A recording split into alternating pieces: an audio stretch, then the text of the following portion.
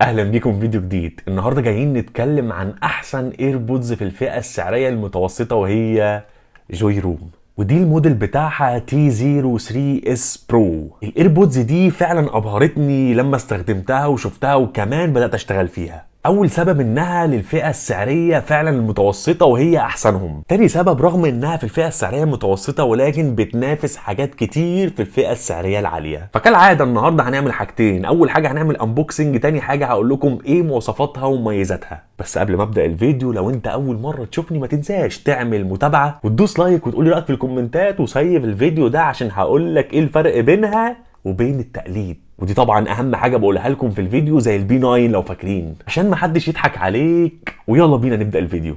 وانا اقوم والايربودز تقعد مكاني احتراما وتقديرا للبراند والسماعه دي. وهو دي شكل العلبه يا معلم. طبعا مكتوب على العلبه ان بيجي معاها جراب سيليكون لونه احمر، وبيقول لك كمان السماعتين فيهم تاتش انك ترد على المكالمات او توقف الاغنيه وتشغلها. ومن الجناب هنا بنلاقي العلامه المائيه بتاعتها، وتحت صبع فيه الباركود بتاعها. وكمان ده شكل الظهر بتاع العلبه. وهنا اول حاجه بيقول لك ان البطاريه بتاعت الكيس بتاعتها 360 ملي امبير، وان كل سماعه طبعا فيها المايك بتاعها.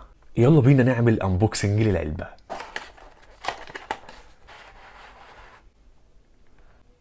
اول 3 حاجات لقيناهم في العلبه، ده الكارت اللي عليه المواصفات والباركود بتاعها، ودي السلاكه اللي بتنظف الودانات. اما ده بقى الكتالوج او المانيوال بتاع السماعه. ويلا بينا نخش في التقيل بقى. دي العلبه بتاعت السماعه، بنلاقي فيها 4 حاجات. اول حاجه الجراب السيليكون التحفه اللي انتوا شايفينه ده. تاني حاجه بنلاقيها وهو الكابل اللي بيشحن السماعه، وهو كابل نوعه لايتنينج. وبعدين بنلاقي طقم الودانات زي ما انتم شايفين فيه كذا مقاس. واخيرا بقى بنلاقي السماعه التحفه بتاعتنا. وتعالى اول حاجه اوريها لك ايه الفرق بينها وبين التقليد.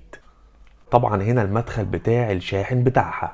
الفرق بينها بقى وبين التقليد وهو كلمه جوي روم المحفوره او البارزه دي. هتلاقي دايما السماعات التقليد بتاعتها الجوي روم دي مكتوبه مش بارزه زي ما انتم شايفين. ونفتح السماعه بتاعتنا وهتدينا اللون الجميل الهادي بتاعها الاخضر. الخامه اللي مصنوعه منها بلاستيك قوي جدا ضد الكسر، والباب بتاعها ماجنتيك تحفه. السماعه في المكالمات والصوت بتاعها نقي جدا والبيس بتاعها مظبوط. فلو عايز تشتري ايربودز في الفئه السعريه المتوسطه انصحك بجوي روم. يبقى انت عرفت ايه اللي جوه العلبه وعرفت مميزاتها وكمان عرفت الفرق بينها وبين الحاجات المضروبه بعد عنها. وما تنساش لو لحد دلوقتي ما دوستش متابعه اعمل لي متابعه وقول لي رايك في الكومنتات واديني 1 لايك، واستنوني في فيديو جديد. سلام.